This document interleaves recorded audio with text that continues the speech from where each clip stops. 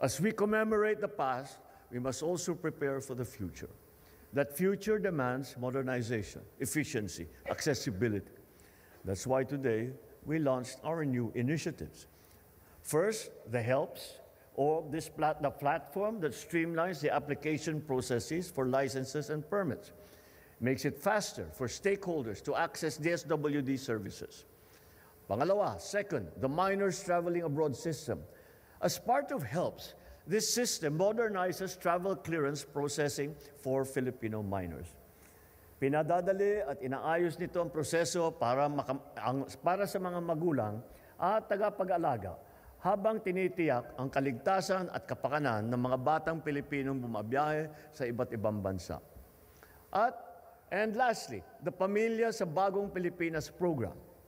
This initiative aims to strengthen family development and welfare in every stage of life, recognizing that nurturing households are the cornerstone of a thriving nation. Sa programang ito, susuriin natin ang kalagayan ng bawat pamilya upang matukoy ang kanilang tunay na pangangailangan.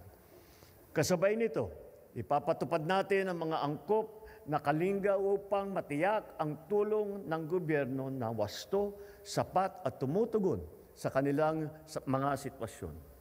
These endeavors reflect a government that listens and that responds, a government that evolves to meet the needs of its people. At this juncture, let me recognize the steadfast efforts of the DSWD. Your courage, particularly during the recent spate of calamities, has been nothing short of extraordinary.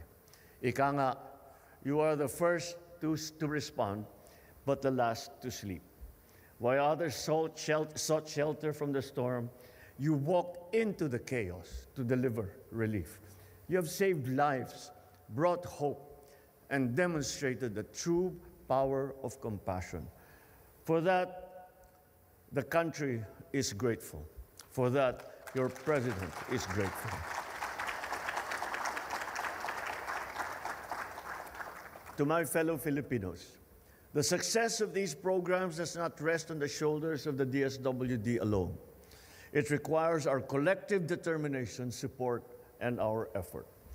Let us build the Bagong Pilipinas, a nation where every citizen has a chance to dream, to strive, to succeed. A country where compassion is not merely a value but a way of life. A Philippines where no one gets left behind. Maraming salamat po. Mabuhay ang DSWD at happy anniversary sa inyong lahat.